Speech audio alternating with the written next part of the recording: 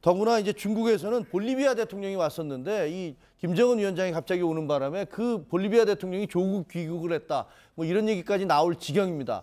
자, 그런데 이렇게 북한과 중국은 밀월 관계를 과시하는 그 상황에서 노영민 주중대사는 한국에서 휴가를 보냈다. 이런 얘기가 지금 논란이 되고 있잖아요. 네, 16일부터 개인 일정의 휴가라는 것이거든요.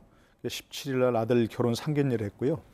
근데 일단 외교부의 허락을 받은 그런 공식 휴가라는 겁니다. 네. 그래서 아마 24일까지 오전에 있다가 54일 오전에 중국으로 복귀한다. 이제 그런 16일에서부터 24일이면 토요일, 일요일, 토요일, 일요일에서 네, 일주일에다가 그렇습니다. 4일이니까 예, 9일간 예. 휴가를 했군요. 예, 근데 몇 가지 좀 문제가 있어 보이는데요. 휴가 자체야 뭐 공식적인 휴가고 또 외교부의 허가를 받은 거니까 문제가 없어 보입니다. 근데 일정이 지금 보시면 저기 화면에 나옵니다만은 19일 날 김정은이 방중한 날짜입니다. 그런데 민주당 충북광역기초의원 간담회 참석하고 있고요. 당선자 격려 및 낙선자 위로한다는 얘기입니다. 자신의 지역구에 가서 그런 거죠. 결국 이거 다음 총선을 대비한 그런 행보라고밖에 볼 수 없는 것인데요. 아, 그렇죠. 국회의원에서 낙선한 다음에 지금 주중대사로 그렇습니다. 갔었잖아요. 20대 낙선이 아니라 이제 총선 불출마를 그때 했죠. 20대 안 받았죠. 총선에. 공천을 못 받았죠. 못 받게 된 이유가 그때 무슨 출판 기념회 문제였죠. 본인이 이전에 출판 기념회 때 이제 뭐 카드기를 설치하고 해서 이제 책을 팔았던 뭐 그런 것 때문에 그랬는데, 자, 좋습니다. 휴가 있을 수 있습니다. 그런데 청와대와 또 본인의 말이 다릅니다. 본인은 김정은 방중을 사전에 몰랐다는 것이고요. 그리고 청와대는 그걸 알았다는 것이거든요. 두 가지 문제가 있습니다. 청와대가 알았으면 즉시 주중대사에게 지시해서 복귀를 지시했어야 됩니다. 그렇지 않습니까? 그렇죠. 사단장이 지금 휴가를 나가 있는데 뭐 그걸 근데 저게 움직임이 이상하다. 이러면 당연히 군단장이나 뭐 군에 지시를 해서 복귀를 지시해야 될 거 아니겠습니까?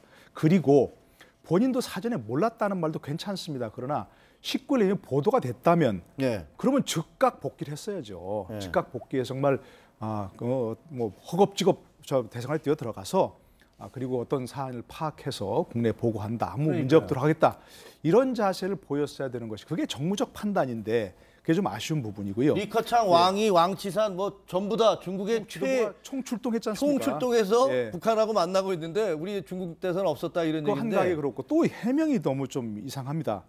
자, 대사관 시스템을 완벽히 갖춰놔서 대사 한 사람이 없어도 대사 대리가 실시간으로 북중 관련 정보를 수집해서 청와대 보고하고 상을 대처하고 있다랬습니다. 아, 그게 노영민 대사의 해명입니다. 안 간 이유를 대리하는 거죠. 그러면 없어도 된다는 얘기 아닙니까? 사실은 대사가. 그러니까 뭐 내가 저분 주장은 내가 없어도 시스템이 다 돼서 부대사가 다 이제 설명을 한다는 건데. 충분히 다 하고 있다. 그러면 대사가 뭐 사실 없어도 된다는 얘기 같은데 왜 이렇게 해명했는지 정말 이해할 수 없는 부분이고요. 그렇구나. 어쨌든 이래서 저도 예전에 그 군대 있을 때 휴가 때 일요일 날 나왔는데 그때 이용평 귀순 사건이가 있었습니다. 사이렌이 울지 않습니까? 즉각 군대를 복귀하려고 복귀해서 준비했었습니다. 그때 휴가 중이라 하더라도. 그러니까 그런 판단을 적어도 다른 사람이라면 몰라도 삼선 의원 출신의 이런 중진 의원이라면 정무적 판단을 더 했어야 되는 그런 일인데 본인의 정치적 장래만 위해서 정치적 행보를 보인 것이 좀 아쉬운 부분입니다. 정말. 알겠습니다.